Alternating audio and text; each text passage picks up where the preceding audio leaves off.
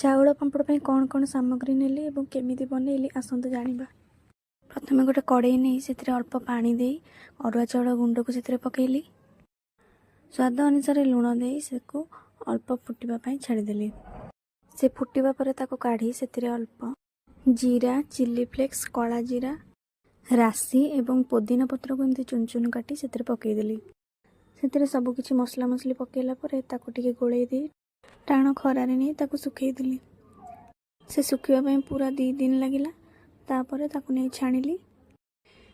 छाणिला पर देखंतु पांपड़टी मोर केमती है, केते क्रिस्पी बनी।